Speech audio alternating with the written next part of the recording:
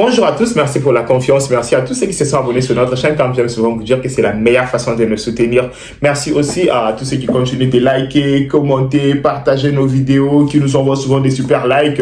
C'est un grand plaisir de vous avoir dans notre grande communauté. Aujourd'hui, on va parler de la situation de l'Est de notre pays. Comme vous savez ici, ces derniers temps, on a mis cette chaîne pour parler uniquement de la République démocratique du Congo et de l'Est du Congo. Donc, la situation est un peu compliquée. Ce matin, on nous a informé que la ville de Goma est sous menace. Les rebelles tentent d'avoir quelque chose pour aller négocier avec la République démocratique du Congo. C'est que la République démocratique du Congo refuse. Mais avant de passer à autre chose, regardez d'abord l'interview de Bisimwa, qui est le président de M23, le président politique du M23, qui a parlé pourquoi il va négocier avec la RDC. Écoutez-lui et après nous allons continuer à analyser ensemble. Écoutez. Des supplétifs des FARDC qui ont été intégrés officiellement. Les FDLR ont été intégrés officiellement au sein des FARDC. Donc, il n'y a plus de groupes armés. Et nous, particulièrement. Et c'est ça ce que je voudrais dire à Madame Wagner. Lorsqu'elle fait un faux diagnostic, un mauvais diagnostic, elle ne peut qu'aboutir à une mauvaise solution. Nous n'avons pas de problème avec ces groupes armés. Parce que c'est des groupes armés qui sont au service du pouvoir. Nous avons des problèmes existentiels qui ne seront pas réglés par les groupes armés. Ce ne sont pas ces groupes armés qui gèrent le pays, c'est le gouvernement qui gère le pays. C'est à lui que nous devons nous adresser et non pas aux groupes armés. La deuxième chose qu'elle doit comprendre, c'est que nos revendications ne se résument pas parce que je l'ai entendu parler des récompenses qu'il refuse de nous donner. Mais nos revendications ne se résument pas en une revendication de récompenses. Pour avoir fait quoi? Pour avoir subi ce que nous subissons, il faut qu'on nous récompense. Parce qu'ils ont tué les nôtres, il faut qu'ils nous récompensent pour ça. Je crois que c'est immoral de dire cela. Mais nous avons des problèmes existentiels auxquels ils doivent apporter des solutions, des gouvernances. Ce ne sont pas des solutions, ce n'est pas un cadre où nous retrouverons avec les groupes armés qui résolveraient nos problèmes, non. Deuxième chose, et je voudrais qu'elle comprenne cela très bien. Nous ne nous battons pas pour des postes au sein du gouvernement. Nous ne nous battons pas pour des grades. Elle doit savoir que nos officiers, nos soldats, ont été dans l'armée congolaise. Ils y avaient eu des grades. Il y a certains parmi nous qui ont été ministres à Kinshasa, qui ont été dans le gouvernement. Mais ils ont quitté parce que le problème n'avait pas été résolu. Ça signifie qu'aujourd'hui, même si on nous proposait ce genre de postes, ça ne résolverait pas notre malheur, notre calvaire. Elle doit comprendre qu'aujourd'hui, nous devons traiter maintenant les causes profondes des conflits pour arrêter la violence à l'est du pays. Chacun de nous, si le pays devient paisible, et si chacun peut vivre là où il veut, nous avons une terre qui est fertile. Nous pouvons cultiver la terre, nous pouvons garder nos vaches, nous pouvons produire du lait, nous pouvons aller enseigner. Chacun de nous peut avoir une opportunité pour sa famille et pour sa survie que aller en politique. La politique aujourd'hui est resté le seul secteur qui paye en RDC. Voilà pourquoi ils veulent fermer la porte à tout le monde, parce qu'ils croient que tout le monde a envie de la politique, tout le monde a envie d'aller prendre des postes à Kinshasa. Mais nous devons l'apaiser pour lui dire que cela ne nous intéresse pas, qu'elle soit tranquille. Ce que nous voulons, c'est de parler avec eux pour régler des questions qui sont liées à la gouvernance du pays, une gouvernance qui nous tue, une gouvernance qui nous envoie en exil, une gouvernance qui ne nous permet pas de faire vivre nos enfants demain et après-demain. Il faut que nos enfants puissent vivre. Il faut que nous puissions créer un environnement qui permette au fait à des... Ouais, cher compatriotes, vous avez écouté, lui il s'appelle Bisimwa. C'est lui, le président du M23. Il parle de gouvernement congolais qui a intégré le FDLR dans l'armée avec le Wazalendo qui cherche à tuer ces gens. Mais vous savez vous tous que c'est un menteur. Il ment. Il ment. C'est tout ce que les Rwandais savent faire. Je vous ai toujours dit que les Rwandais, ils savent que mentir. À part mentir, ils savent rien dire. Parce que la situation du M23, avant des revendications du M23, faisait allusion à autre chose. Aujourd'hui, le M23 veut libérer Kinshasa. Dites-moi, en quoi les Guinéens sont persécutés? Les M23 veulent libérer Goma. En quoi les Goma-Traciens sont persécutés? Dites-moi. Ils sont au service du Rwanda. Leur seul et unique objectif, c'est les minéraux. Point barre. Même ces terres n'en ont pas besoin. C'est le minerai du Congo. Et là, comme vous avez vu, la pression est tellement à un niveau où ils ne peuvent plus rien faire. Ils commencent à chercher des dialogues pour se chercher une porte de sortie. Oui, ils commencent à chercher des dialogues pour se chercher une porte de sortie. Mais en gros, c'est fini pour eux. Vous savez, moi, j'aurais été à leur place, j'allais démissionner, fuir. Parce qu'ils doivent lire les signes des temps. Et là, ils vont jouer leur dernière carte. Vous savez, c'est quoi? Ils veulent prendre la ville de Goma pour avoir quelque chose en main pour aller négocier avec le gouvernement congolais. Ce qui ne sera pas en place parce que là, déjà, il y a tout ce qui s'arrange. Suivez, vous allez voir comment l'armée est en train de se déployer tout autour de Goma. Personne ne va oser.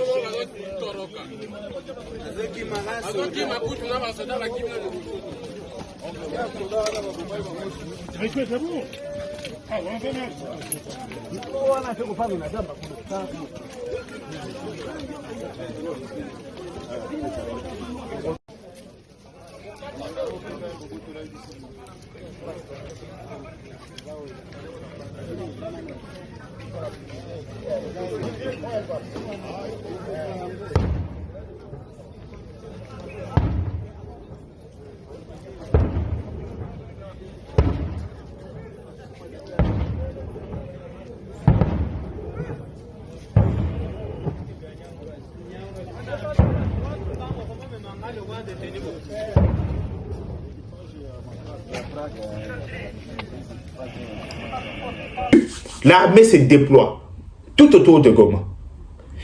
Chers compatriotes, je vous ai dit que les Rwandais, ils sont conscients en ces moments qu'ils ne vont plus gagner cette guerre. C'est pourquoi vous allez voir l'air charlatan du ministre des Affaires étrangères.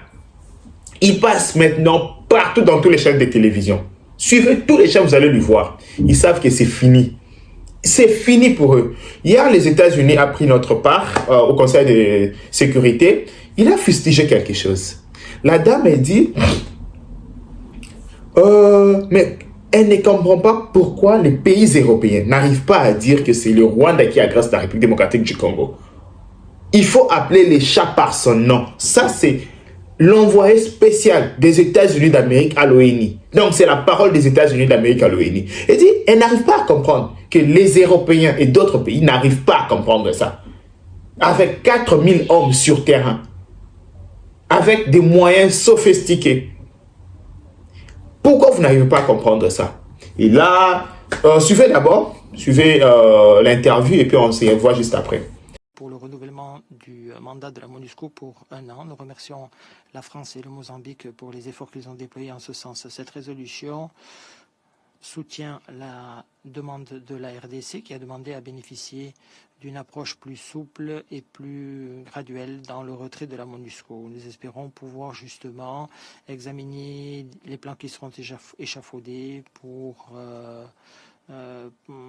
ce faire, une fois qu'ils auront été arrêtés par la RDC et la MONUSCO, tel que l'appelle le projet de résolution. Nous sommes favorables au renouvellement du mandat de la MONUSCO, c'est vrai. Cependant, nous sommes très déçus de constater que certains membres du Conseil n'ont pas voulu inclure des formulations décrivant le rôle du Rwanda dans l'est de la RDC. Et en effet, au cours de l'année qui vient de s'écouler, le groupe d'experts a documenté de manière méticuleuse le déploiement de 3 000 à 4 000 soldats rwandais sur le territoire de la RDC, dans l'est de la RDC, et l'incidence que celle-ci le Rwanda a eu sur les actions du M23. Alors on utilise des euphémismes plutôt que d'appeler un chat un chat.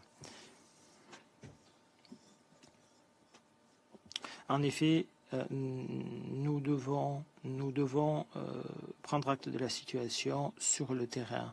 En effet, en refusant d'appeler un chat, nous ne rendons pas service à la MONUSCO et au service aux travailleurs de l'humanitaire qui sont menacés par le brouillage du signal GPS, le déploiement d'équipements très sophistiqués dans l'est de la RDC par le Rwanda. En outre, nous ne rendons pas service également aux milliers de civils qui sont menacés par ces activités. Mesdames, chers collègues, le monde attend du Conseil de sécurité de décrire les choses telles qu'elles sont, notamment lorsque ces éléments sont une menace pour la paix et la sécurité internationale. Nous sommes profondément inquiets par le signalement que nous avons reçu cette semaine d'avancée du M23 dans le Nord Kivu et la saisie, la conquête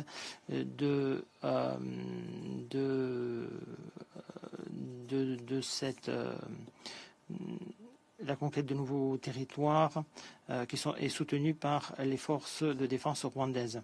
Nous appelons toutes les parties au titre du processus de Luanda à continuer à travailler à la mise en œuvre du mécanisme de vérification ad hoc renforcé. Nous regrettons que n'ait pas pu avoir lieu le sommet triangulaire sur la sécurité le 15 décembre. Ceci est une occasion ratée, nous le pensons. Nous exhortons les dirigeants de la RDC et du Rwanda à se réunir à nouveau sous la houlette de l'Ouganda. Nous ne devons pas, chers collègues, perdre de vue tout ce que nous avons réussi à accomplir.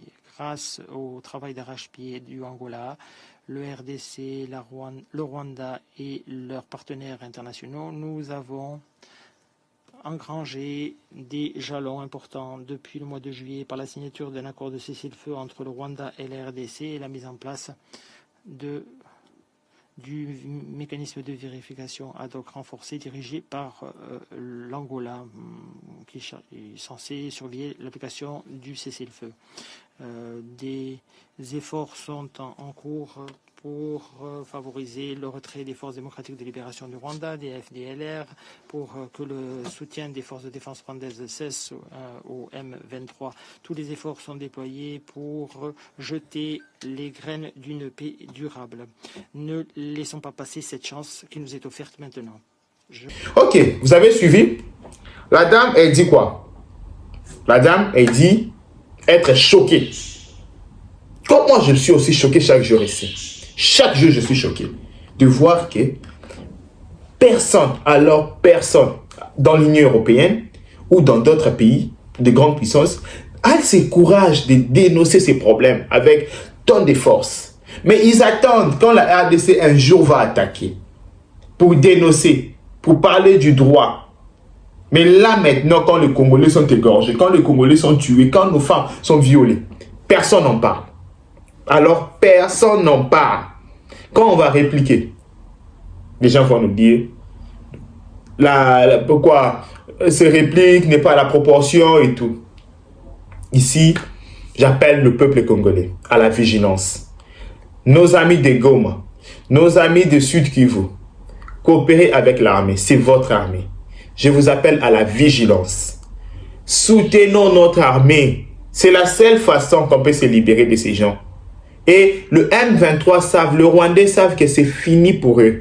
Ils n'ont plus d'autres cartes en main. C'est fini, ils sont bloqués. S'il y a ces dialogues, on a accepté de dialoguer avec eux à une seule condition, au processus de Nairobi. On les avait chassés après leur bombardement. On les avait chassés, mais on les reprend au processus de Nairobi. S'ils ne veulent pas venir à Nairobi, ok, qu'on a fini sur le terrain.